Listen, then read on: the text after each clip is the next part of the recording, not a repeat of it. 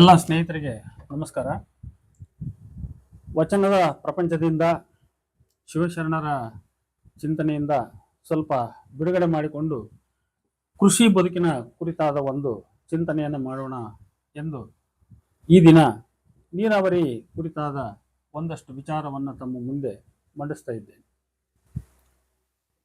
ಕರ್ನಾಟಕದಲ್ಲಿ ಆಲ್ಮಟ್ಟಿ ಜಲಾಶಯ, ಹೊಸಪೇಟೆಯ ತುಂಗಭದ್ರಾ ಜಲಾಶಯ, ಶಿವಮೊಗ್ಗದ ಭದ್ರಾವತಿಯಲ್ಲಿ ಇರ್ತಕ್ಕಂಥ ಲಕ್ಕೊಳ್ಳಿ ಡ್ಯಾಮ್ನ ಭದ್ರಾ ಜಲಾಶಯ ಮತ್ತು ಮೈಸೂರಿನಲ್ಲಿರ್ತಕ್ಕಂಥ KRS ಜಲಾಶಯ, ಈ ಥರದ ಮುಖ್ಯ ಜಲಾಶಯಗಳು, ಇನ್ನೂ ನಾನು ಹೆಸರಿಸದೇ ಇರತಕ್ಕಂಥ ಕೆಲವು ಜಲಾಶಯಗಳು, ಇವೆಲ್ಲ ಜಲಾಶಯಗಳು ಕರ್ನಾಟಕದ ಲಕ್ಷೋಪಲಕ್ಷ ಎಕರೆ ಭೂಮಿಯನ್ನ ಸಮೃದ್ಧಗೊಳಿಸಿವೆ. ಆ ಭಾಗದಲ್ಲಿ ಬಾಳ್ತಕ್ಕಂಥ ಸುಮಾರು ಕೋಟ್ಯಾಂತರ ಜನರ ಬದುಕು ಹಸನಾಗಿದೆ, ಸುಖಮಯವಾಗಿದೆ, ಸಮೃದ್ಧವಾಗಿದೆ. ಇವರಿಗೆ ನಾವು ಹೋಲಿಸಿದರೆ ಅಲ್ಲೇ ಅಕ್ಕಪಕ್ಕ ಬದುಕ್ತಕ್ಕಂಥ ಬೆದ್ದಲ ಸೀಮೆಯ ಬದುಕುಗಳ, ಕೃಷಿಕರ ಬದುಕುಗಳು ಬಹಳ ಕಷ್ಟಕರವಾಗಿವೆ. ಅವರು ಮುಗಿಲನ್ನೇ ನೆಚ್ಚಿ ಮಳೆಯನ್ನ ಅವಲಂಬಿಸಿ ಬಾಳ್ತಾ ಇರೋದ್ರಿಂದ ಅವರಿಗೆ ಕಷ್ಟ ತಪ್ಪಿದ್ದಲ್ಲ. ಏಕೆಂದರೆ ನಾವು ಕಂಡಂತೆ ಪ್ರತಿ 10 ವರ್ಷಕ್ಕೊಮ್ಮೆ, ಈಗ ನಾನೇ ಎದುರಿಸಿದಂತೆ 1977ರಲ್ಲಿ ನಾವು ದೊಡ್ಡ ಬರವನ್ನು ಕಂಡ್ವಿ. ಆಮೇಲೆ 87, 97 ಹಿಂಗೆ ಪ್ರತಿ 10 ವರ್ಷಕ್ಕೊಮ್ಮೆ ಸ್ವಲ್ಪ ಹೆಚ್ಚು ಕಡಿಮೆ ಬರದ ಅನುಭವ ನಮಗಾಗೇ ಆಗಿದೆ. ಆದರೆ ನೀರಾವರಿ ಸೀಮೆಯ ಜನ ಅವರು ಈ ಭದ್ರಾ ಅಥವಾ ಈ ಜಲಾಶಯಗಳ ನೀರನ್ನ ಅವರು ಹಾಯಿಸಿಕೊಂಡು ತಮ್ಮ ಬೆಳೆಯನ್ನು ಸಮೃದ್ಧವಾಗಿ ಬೆಳ್ಕೊಳ್ತಾ ಇರೋದ್ರಿಂದ ಅವರು ಕಷ್ಟ ಕಾರ್ಪಣ್ಯಗಳನ್ನು ಅಷ್ಟಾಗಿ ಕಂಡವರಾಗಿರಲ್ಲ. ಈ ಹಿನ್ನೆಲೆಯಲ್ಲಿ ನಾನು ಮಂಡಿಸ್ತಕ್ಕಂಥ ಒಂದು ವಿಚಾರ ಏನು ಅಂದ್ರೆ, ಈ ಜಲಾಶಯದ ನೀರಿನ ಹರವಿನ ಭಾಗಗಳಲ್ಲಿನ ರೈತರು 1 ವರ್ಷಕ್ಕೆ 2 ಬೆಳೆಯಂತೆ ಭತ್ತದ ಬೆಳೆಯನ್ನ ಅವರು ಬೆಳ್ಕೊಳ್ತಾ ಇದ್ದಾರೆ. ಆ 2 ಬೆಳೆ ಭತ್ತಕ್ಕೆ ಸಾಕಷ್ಟು ನೀರು ಖರ್ಚಾಗ್ತದೆ. ಆದರೆ ಅದೇ ಪಕ್ಕದಲ್ಲೇ, ಅಂದ್ರೆ ಇವರಿಗೆ ಅಧಿಬದಿಯಲ್ಲಿರ್ತಕ್ಕಂಥ ಜನ, ನಾನು ಉದಾಹರಣೆಗೆ ನಾನು ಕೆಲವು ತಾಲೂಕುಗಳನ್ನ ಸುಮ್ಮನೆ ನಾನು ತಮ್ಮ ಮುಂದೆ ಹೆಸರಿಸ್ತಾ ಹೋಗೋದಾದ್ರೆ, ಈಗ ತುಂಗಭದ್ರಾ ನದಿ ನಾವು ಲೆಕ್ಕ ಇಟ್ಕೊಂಡ್ರೆ, ಈಗ ಭದ್ರಾವತಿ ತಗೊಳ್ಳಿ ನೀವು.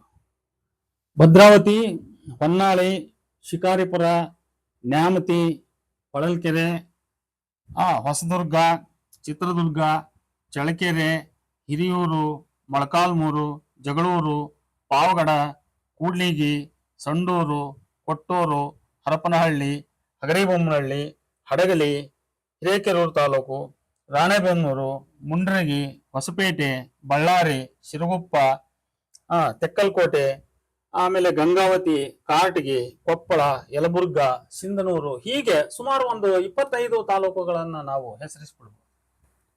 ಈ ತಾಲೂಕುಗಳಲ್ಲಿ ಏನಾಗಿದೆ ಅಂದ್ರೆ, ಕೆಲವು ತಾಲೂಕುಗಳು ಲಿಫ್ಟ್ ಇರಿಗೇಷನ್ ಸವಲತ್ತನ್ನು ನಾವು ಹೊಂದಿದವು. ಉದಾಹರಣೆಗೆ ಹಗರಿಬೊಮ್ಮನಹಳ್ಳಿಗೆ ತುಂಗಭದ್ರಾ ಡ್ಯಾಮಿನ ಬ್ಯಾಕ್ ವಾಟರ್ ಲಿಫ್ಟ್ ಇರಿಗೇಷನ್ ಇದೆ.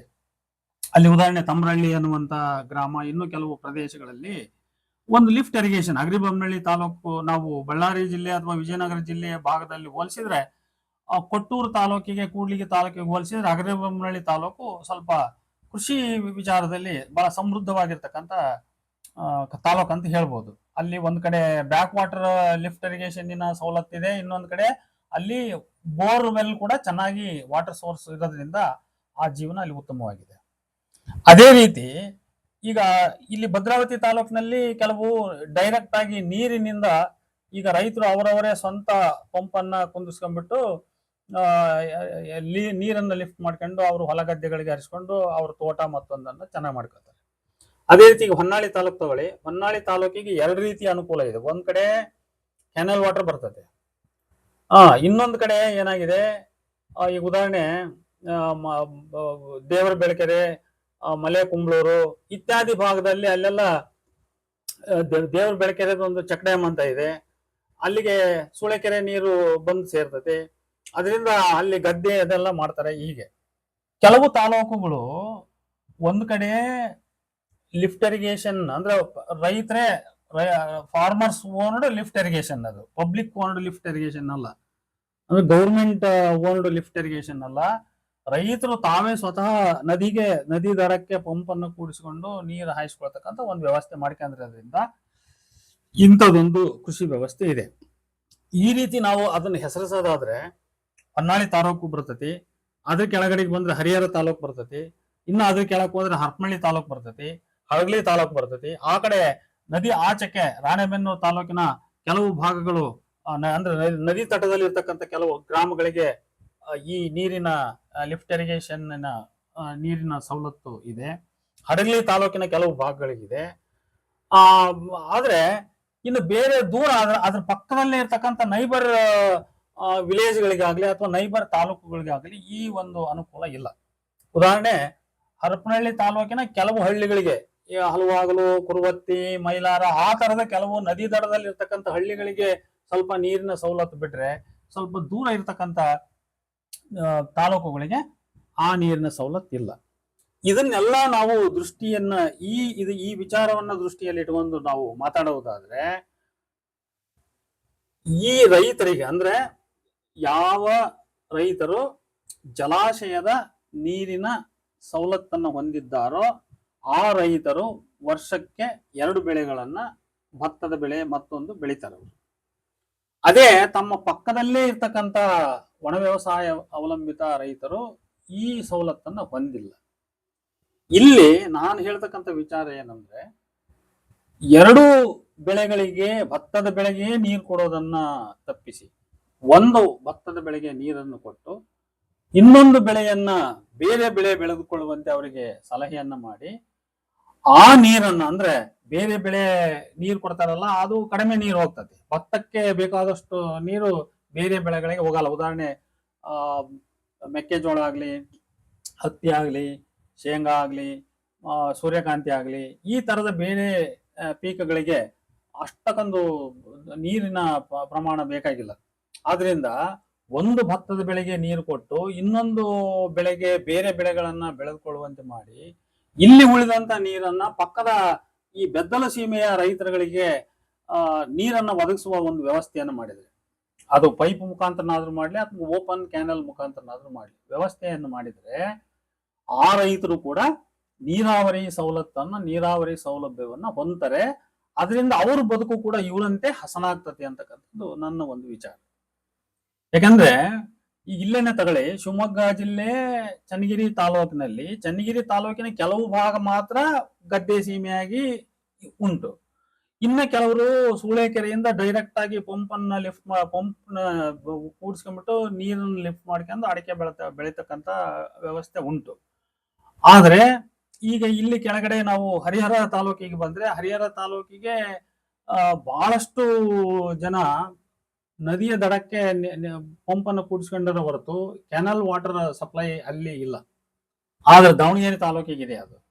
ಚನ್ನಗಿರಿ ತಾಲೂಕಿನ ಸಂತೆಬೆನ್ನೂರು ಭಾಗ ಅಂತೂ ಅಲ್ಲಿ ಅರೆಬೇರೆ, ಅರ್ಧ ನೀರಾವರಿ ಆದ್ರೆ ಇನ್ನರ್ಧ ಕೋಗ್ಲೂರು, ಆ ಕಡೆ ಎಲ್ಲ ತ್ಯಾವಣಗಿ, ಕೋಗ್ಲೂರು, ದೊಡ್ಡಘಟ್ಟ, ಆ ಭಾಗಗಳೆಲ್ಲ ಅಲ್ಲಿ ಗದ್ದೆ ಸೀಮೆ ಕ್ಯಾನಲ್ ವಾಟರ್ ಬಂದ್ರೆ, ಸಂತೆಬೆನ್ನೂರಿನ ಬಹಳಷ್ಟು ಭಾಗ, ಈಗ ದೇವರಹಳ್ಳಿ ಮುಂತಾದ ಕೆಲವು ಭಾಗಗಳಿಗೆ ಅದು ಒಣ ವ್ಯವಸಾಯ. ಅದು ಕೇವಲ ಒಂದು 20-30 ಕಿಲೋಮೀಟರ್ ದೂರದಲ್ಲಿ ಈ ತರದ ಒಂದು ಡಿಫರೆನ್ಸ್ ನಾವಲ್ಲಿ ಕಾಣಬಹುದು.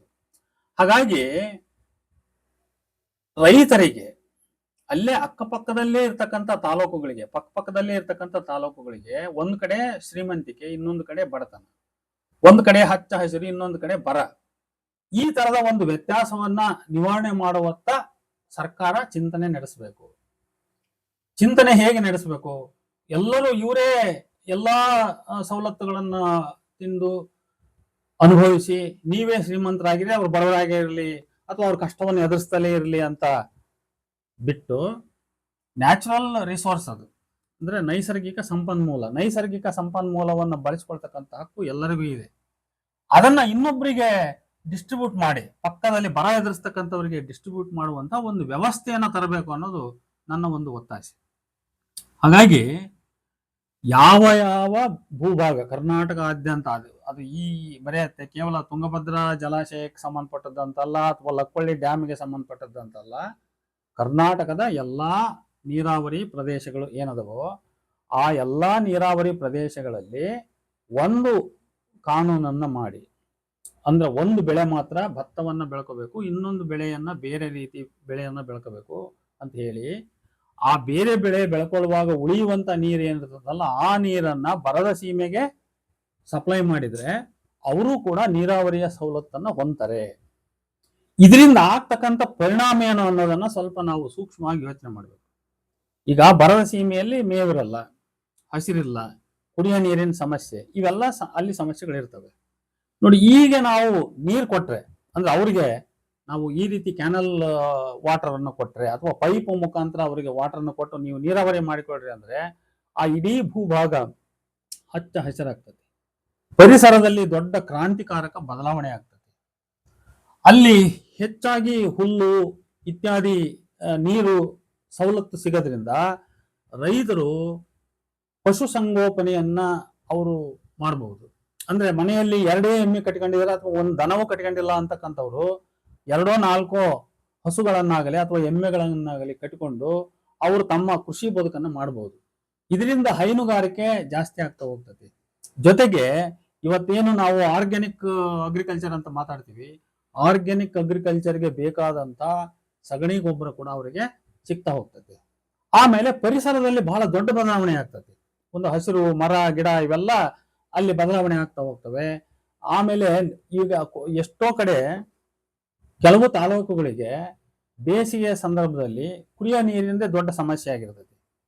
ಆ ಕುಡಿಯೋ ನೀರಿನ ಸಮಸ್ಯೆ ಕೂಡ ತಾನೇ ಸಹಜವಾಗಿನೇ ಬಗೆಹರಿದು ಹೋಗ್ತದೆ. ಅದು ಅಲ್ಲಿಗೆ ನೀರು ಸಪ್ಲೈ ಮಾಡೋದ್ರಿಂದ ವಾಟರ್ ಸೋರ್ಸು ಭೂಮಿಯಲ್ಲಿರ್ತಕ್ಕಂಥ ನೀರಿನ ಅಂಶ ಅದು ಮೇಲಕ್ಕೆ ಬರ್ತಾ ಹೋಗ್ತದೆ, ವಾಟರ್ ಸ್ಕೇಲ್ ಮೇಲಕ್ಕೆ ಬರ್ತಾ ಹೋಗ್ತದೆ.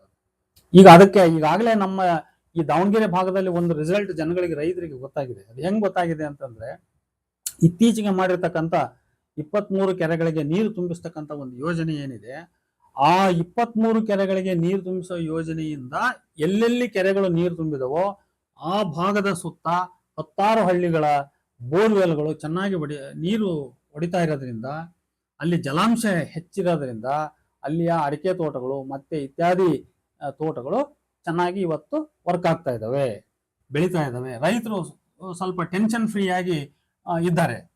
ಹಾಗಾಗಿ ಜಲಾಶಯದ ನೀರು ಇನ್ನೊಂದು ಭೂಭಾಗಕ್ಕೆ ಅದು ಹರಿದು ಹೋದ್ರೆ ಸಹಜವಾಗಿ ಅಲ್ಲಿ ಅಂತರ್ಜಲ ಜಾಸ್ತಿ ಆಗ್ತಾ ಹೋಗ್ತದೆ. ಅಂತರ್ಜಲ ಜಾಸ್ತಿ ಆಗ್ತಾ ಹೋದಾಗ ಅಲ್ಲಿ ಯಾರಾದ್ರೂ ರೈತರು ಸ್ವಯಂ ಆಸಕ್ತಿಯಿಂದ ಬೋರ್ವೆಲ್ ಕೊಡಿಸಿದ್ರೆ ಅಲ್ಲಿ ಅವ್ರ ಬೋರ್ವೆಲ್ ಅಲ್ಲಿ ನೀರು ಬರ್ತದೆ. ಅದರಿಂದ ತಮ್ಮ ಭೂಮಿಯನ್ನ ಅವ್ರು ಹಸನ ಮಾಡಿಕೊಂಡು ಅದರಿಂದ ಈ ಸಣ್ಣ ಪುಟ್ಟ ಭತ್ತವೇ ಬೆಳೀತಾರೆ ಅಂತಲ್ಲ, ಬೇಕಾದಂತ ಈ ಸಣ್ಣ ಪುಟ್ಟ ಬೇರೆ ಬೇರೆ ಬೆಳೆಗಳನ್ನೆಲ್ಲ ಬೆಳ್ಕೋಬಹುದು. ಅದರಿಂದ ಅವರ ಜೀವನ ಸಮೃದ್ಧವಾಗಿ ನಡೀತದೆ. ರಾಗಿ ಬೆಳಿಬಹುದು, ಜೋಳ ಬೆಳಿಬಹುದು, ಮೆಕ್ಕೆಜೋಳ ಬೆಳಿಬಹುದು, ಹತ್ತಿ ಬೆಳಿಬಹುದು, ಶೇಂಗಾ ಬೆಳಿಬಹುದು. ಹಿಂಗೆ ಬೇರೆ ಬೇರೆ ಸ್ವಲ್ಪ ನೀರಿಗೆ ಬೆಳಿತಕ್ಕಂತ ಬೆಳೆಗಳನ್ನ ಬೆಳಿಬಹುದು. ಇದರಿಂದ ನೋಡ್ರಿ ಒಂದ್ ರೀತಿಯ ಈ ಕೃಷಿಯಲ್ಲಿ ಇರ್ತಕ್ಕಂಥ ಒಂದು ಮೊನೋಕಲ್ಚರ್ ನಿವಾರಣೆ ಆಗ್ತದೆ. ಇದು ಬರೀ ಒಂದೇ ಆಂಗಲ್ ನಿಂದ ನಾವು ಈ ವಿಷಯವನ್ನು ನೋಡಬಾರದು. ಈಗ ನೀರಾವರಿಯ ಒಟ್ಟು ಬೆಳೆಗಳ ಒಂದು ವೈವಿಧ್ಯತೆಯನ್ನ ನೀವು ಗಮನಿಸಿದ್ರೆ ಅಲ್ಲಿ ಅಂಥ ದೊಡ್ಡ ವೈವಿಧ್ಯತೆ ಕಾಣಲ್ಲ. ಮಂಡ್ಯ ಸೀಮೆಗೆ ಹೋದ್ರೆ ಕಬ್ಬು ಎದ್ದು ಕಾಣ್ತೈತಿ, ಕಬ್ಬು ಇಲ್ಲ ಭತ್ತ, ಇವೆರಡಕ್ಕೆ ಮಾತ್ರ ನೀರಾವರಿ. ಎರಡು ಕಾಲದಲ್ಲಿ ನೀರನ್ನ ಸಮೃದ್ಧಿಯಾಗಿ ಪಡ್ಕೊಳ್ತಕ್ಕಂಥ ರೈತರು ಕೇವಲ 2 ಬೆಳೆಗೆ ಸೀಮಿತವಾಗ್ತಾರೆ. ಆದ್ರೆ ಜೀವನ 2 ಬೆಳೆಯಿಂದ ಆಗಲ್ಲ. ನಮಗೆ ಕುಸುಬೆ ಬೇಕು, ರಾಗಿ ಬೇಕು, ಜೋಳ ಬೇಕು, ನವಣೆ ಬೇಕು, ಸಜ್ಜೆ ಬೇಕು, ಹತ್ತಿ ಬೇಕು, ಇನ್ನೂ ಬೇರೆ ಬೇರೆ 108 ಸಾಸಿವೆ ಬೇಕು, ಈರುಳ್ಳಿ ಬೇಕು, ಮೆಣಸಿನಕಾಯಿ ಬೇಕು. ಈ ರೀತಿ ಜೀವನಕ್ಕೆ ಏನೇನು ಅವಶ್ಯವೋ ಎಲ್ಲಾ ವಿಧವಾಗಿರ್ತಕ್ಕಂಥ 108 ದಿನಸುಗಳೆಲ್ಲ ಬೇಕು.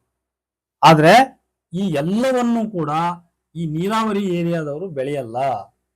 ಇವತ್ತಿಗೂ ಕೂಡ ಈ ಎಲ್ಲವನ್ನೂ ಕೂಡ ನೀರಾವರಿ ಸೀಮೆಯವರಿಗೆ ಈ ಎಲ್ಲಾ ದವಸ ಧಾನ್ಯಗಳನ್ನ ವಿವಿಧವಾದ ನಾವು ಎಂಥದ್ದು ಅಡಕಲು ಅಂತ ಬೇಳೆ, ತೊಗರೆ ಬೇಳೆ ಇರ್ಬೋದು, ಕಡ್ಲೆ ಬೇಳೆ ಇರ್ಬೋದು, ಕಡ್ಲೆ ಇರ್ಬೋದು, ಇಂಥವನ್ನೆಲ್ಲ ಒದಗಿಸ್ತಕ್ಕಂಥದ್ದು ಉತ್ತರ ಕರ್ನಾಟಕ, ಅದರಲ್ಲೂ ಮಳೆಯನ್ನ ಅವಲಂಬಿಸಿರ್ತಕ್ಕಂಥ ಭೂಭಾಗ.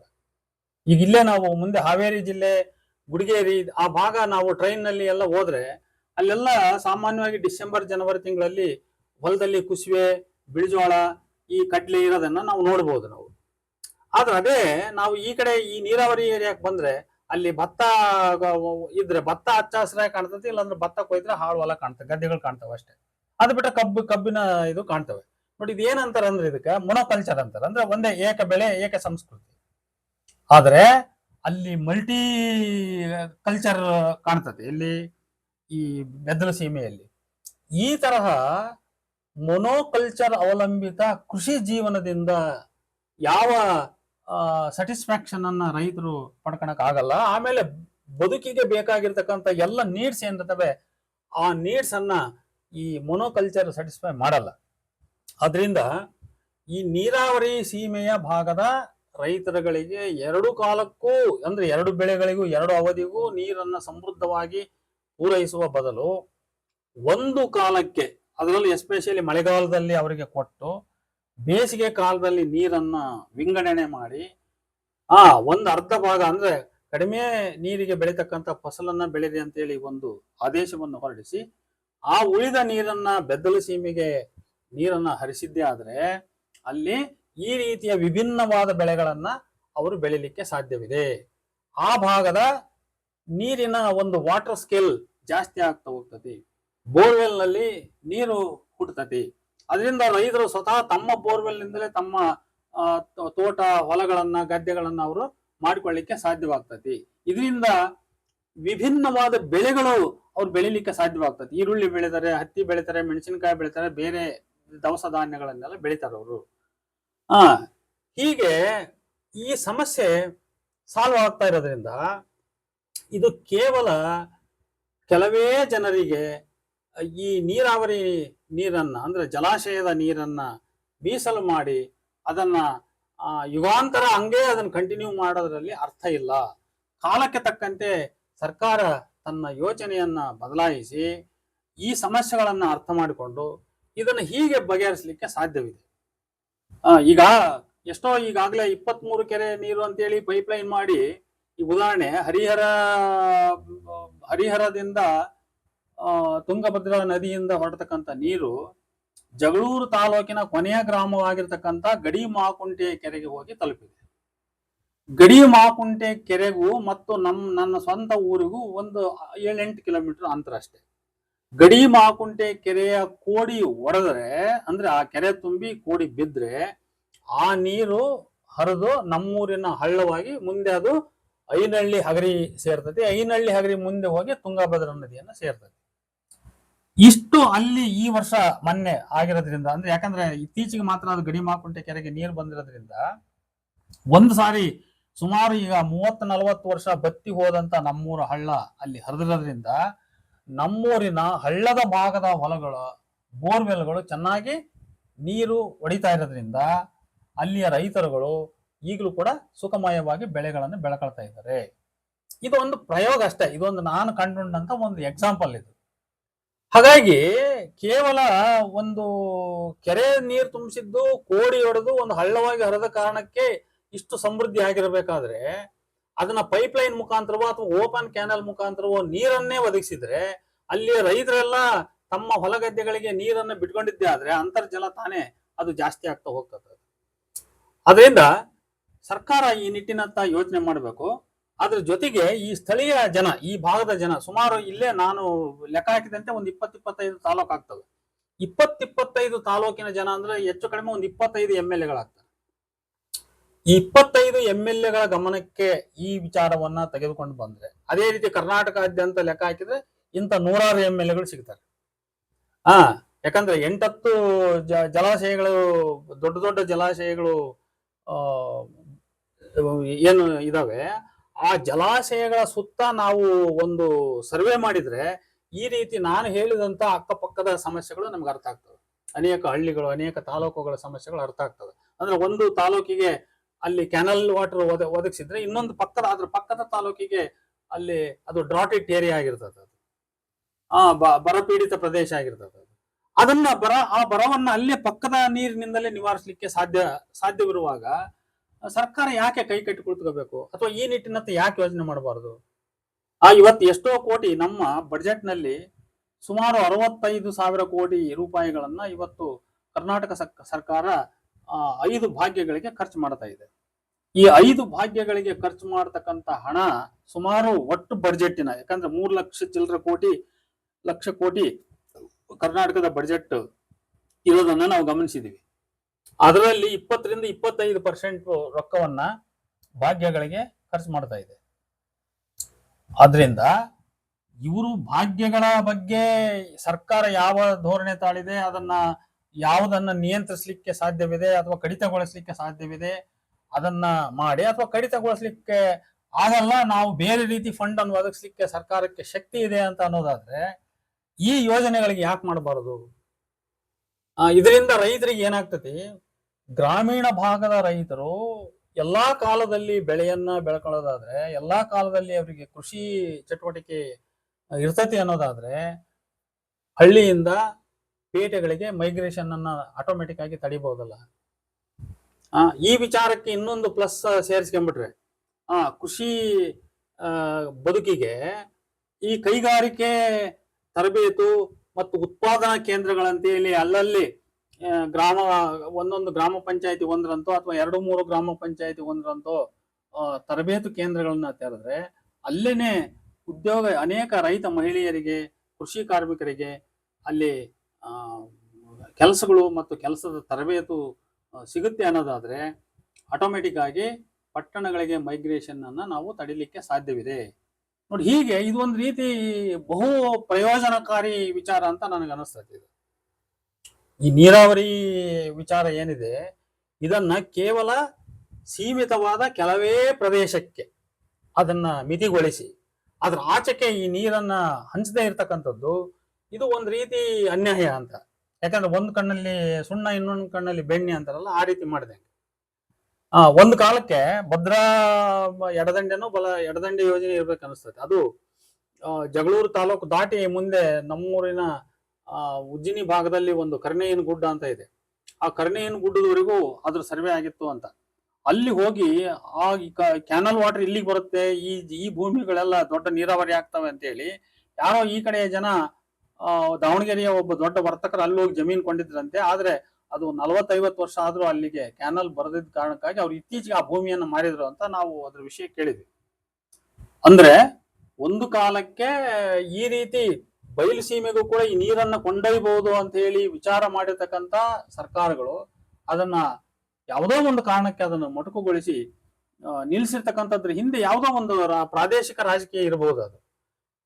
ಆದ್ರೆ ಈಗ ಹೊಸದಾಗಿ ಅದು ಯಾವುದೇ ಸರ್ಕಾರ ಬರಲಿ ಹೊಸದಾಗಿ ಈ ವಿಚಾರವನ್ನ ಸ್ವಲ್ಪ ಬೇರೆ ರೀತಿಯಲ್ಲಿ ಥಿಂಕ್ ಮಾಡ್ತಕ್ಕಂಥ ಅವಶ್ಯಕತೆ ಇದೆ. ಈಗಾಗಲೇ ಕರ್ನಾಟಕ ಸರ್ಕಾರ ಎತ್ತಿನ ಹೊಳೆ ಯೋಜನೆ, ಮೇಕೆದಾಟು, ಭದ್ರಾ ಎಡದಂಡೆ, ಭದ್ರಾ ಬಲದಂಡೆ ಹಿಂಗೆಲ್ಲ ಅದನ್ನು ವಿಸ್ತರಿಸಿದೆ. ಈ ಭದ್ರಾ ಎಡದಂಡೆ ಯೋಜನೆ ಹಿರೇಕೆರೂರು ತಾಲೂಕು, ಹಾವೇರಿ ತಾಲೂಕು, ರಾಣೆಬೆನ್ನೂರು ತಾಲೂಕು ದಾಟಿ ಮುಂಡ್ರಗಿಯವರೆಗೂ ಆ ಕಡೆ ಹೋಗಿದೆ. ಅವೆಲ್ಲ ಒಂದು ಕಾಲಕ್ಕೆ ಬರದ ಸೀಮೆ ಅಂತ. ಅದು ಬಹುಶಃ H.K. ಪಾಟೀಲ್ರು ನೀರಾವರಿ ಮಂತ್ರಿಗಳಾಗಿದ್ದಾಗ ಇರ್ಬೋದು ಅಂತ ಅನಿಸ್ತದೆ. ಅಂಥದ್ದೊಂದು ಯೋಜನೆ ಅವರು ಅದನ್ನ ಮಾಡಿದ್ದಾಯ್ತು. ಅಂದ್ರೆ ಇದೊಂದು ರೀತಿಯ ದೂರದೃಷ್ಟಿಯ ಯೋಜನೆಗಳು ಅಂತ. ಹಿಂದೆ ಎಲ್ಲ ಗಂಗಾ ಕಲ್ಯಾಣ ಯೋಜನೆ, ಈ ತರ ಬಹಳ ಗಟ್ಟಿಯಾದ ಯೋಜನೆಗಳು ದೇವರಾಜ ಅರಸ್ ಅವರ ಕಾಲದಲ್ಲಿ ಬಂದದ್ದು ಉಂಟು. ಇವು ಎಲ್ಲವೂ ನಿಜವಾಗ್ಲೂ ಜನರ ಬದುಕಿಗೆ ಒಂದು ಗಟ್ಟಿಯಾದ ತಳಹದಿಯನ್ನ ಒದಗಿಸಿರ್ತಕ್ಕಂಥ ಯೋಜನೆಗಳು.